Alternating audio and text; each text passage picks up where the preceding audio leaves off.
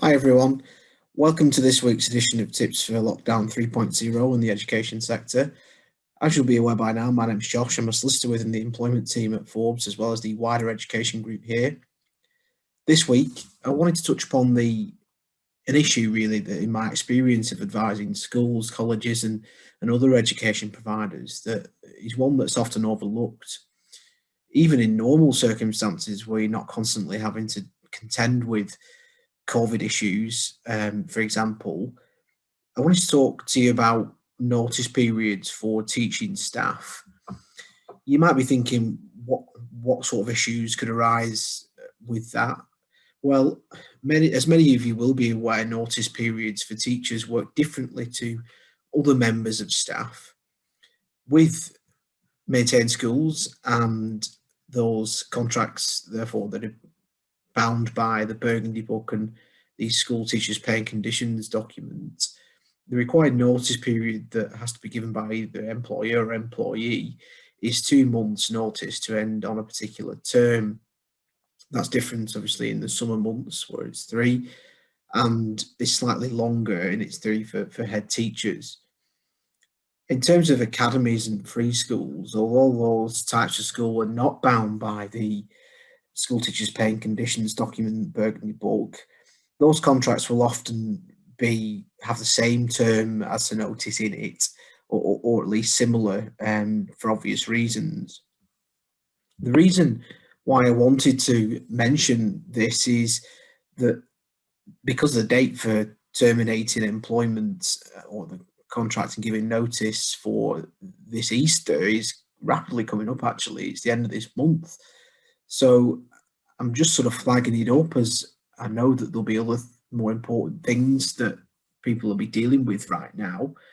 So I just wanted to make sure that was sort of something that people were aware of at this moment. If you do have any issues at this moment, and this is why it might be relevant, where you need to terminate sort of a member of staff's contract, be that for reasons such as poor performance or capability, it's important to start thinking about that now and the reason you might want to or need to terminate a contract, and take advice as soon as possible. Particularly is if in those circumstances the person who is being subject to a performance management plan, whether they do have service for unfair dismissal purposes, or indeed if there are any Equality Act issues that might be at play. Because if you do miss the deadline for providing the required period of notice, you will be required to give notice until the next term. So you end up giving more notice than you actually need to if you miss the deadline.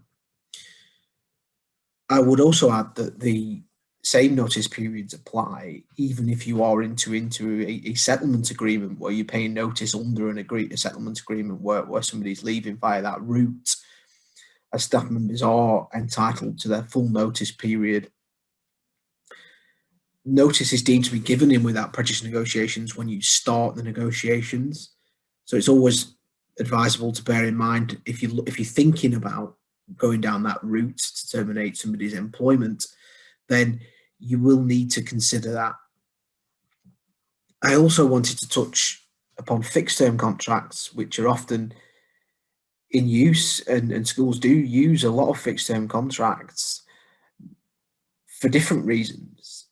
As with many other contracts, fixed term contracts do contain specific notice periods which do need to be adhered to, and the risks of missing notice under a fixed term contract aren't always limited to having to provide more notice, which is the case as I just touched upon with a permanent contract. Often fixed term contracts are extended beyond the initial term, which sometimes causes problems. There's no immediate issue with extending a fixed term contract in this way, although it's always advisable, in my view, based on my experience, to regularly bear in mind that fixed term contracts should always be used for a specific reason. And most often than not, they are used for things like maternity cover, where somebody goes on maternity leave and you have a post to fill. If they are renewed, And then I would advise keeping an awareness of their expiry when they're due to expire, so that you're aware of when notice needs to be served. And sometimes they are shorter notice periods in fixed term contract for obvious reasons. However, you'll need to be mindful of when a member of staff whose contract may have been renewed beyond the initial fixed term, when that contract might end, and when that might impact on when that individual accrues 2 years continuous service, because a non-renewal of a fixed term contract does amount to a dismissal. And if that person does have 2 years service, you are required to have a fair reason in order to end that contract, even if it is, for example, for a legitimate reason. So that's just something to bear in mind as other things take priorities, not to keep in mind deadlines that you might need to adhere to on contracts to avoid paying out, having to pay out more in notice payments, for example. So thanks again for watching. If you do have any specific questions, please do feel free to get in touch. My contact details will appear on the screen shortly. And as always, do keep out for our events and e-bulletins, which come through regularly on the email.